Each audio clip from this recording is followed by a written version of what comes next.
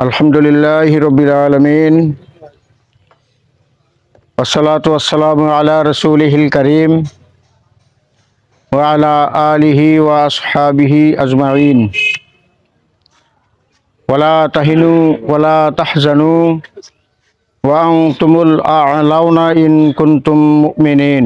সাদাকাল্লাহুল আযীম। আসসালামু আলাইকুম ওয়া রাহমাতুল্লাহি ওয়া বারাকাতুহু। সব কিছু ধূলিসাৎ হয়ে, সব কিছু ধ্বংস হয়ে 2026 সালে এমন একটা নির্বাচন হতে যাচ্ছে যে নির্বাচনটা হবে সারা পৃথিবীর মধ্যে একটা অনুসরণীয় অনুকরণীয় নির্বাচন। সম্মানিত ভাই সব, আমাদের যিনি প্রধান উপদেষ্টা ডক্টর ইউনূস, উনি বলেছেন এই নির্বাচনটা হবে পৃথিবীর ইতিহাসে একটা অনন্য দৃষ্টান্ত নির্বাচন। এমন নির্বাচন হবে 216টা রাষ্ট্রের সবাই পছন্দ করবে এই নির্বাচনকে। 216টা রাষ্ট্রের রাষ্ট্রপতি সবাই সই করবে সেই খাতায় যে এটা অবাধ, সুষ্ঠু এবং নিরপেক্ষ নির্বাচন হয়েছে। সেই প্রক্রিয়ায় বর্তমান উপদেষ্টা পরিষদের সরকার সামনে আগাইতেছে। সংগ্রামী ভাই সব, আমি বলতে চাই যে আমাদের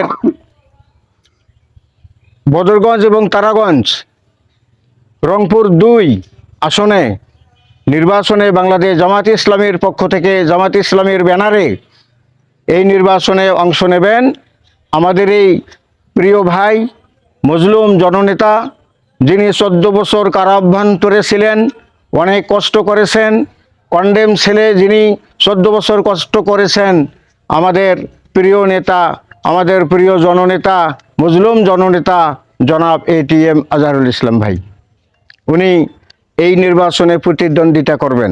এখন আমাদের কাজ কি? আমরা যে মুসলমান, আমরা যে মুসল্লি, আমরা যে আল্লাহ রাব্বুল আলামিনকে বিশ্বাস করি, আখিরাত, পরকাল, তাওহীদ, রিসালাতকে আমরা বিশ্বাস করি, আমাদের কাজ কি? আমাদের কাজ হলো একজন সৎ মানুষ যখন নির্বাচনে অংশগ্রহণ করে ওই ব্যক্তিকে আমাদের সকলের পক্ষ থেকে সহযোগিতা করা। ঠিক কিনা? আমাদের সকলের পক্ষ থেকে সহযোগিতা করা। আপনারা হয়তোবা মনে করবেন যে নির্বাচনে দাঁড়াইছে, সকলের পক্ষ থেকে সহযোগিতা করতে হবে, এমন কোনো দলিল আছে?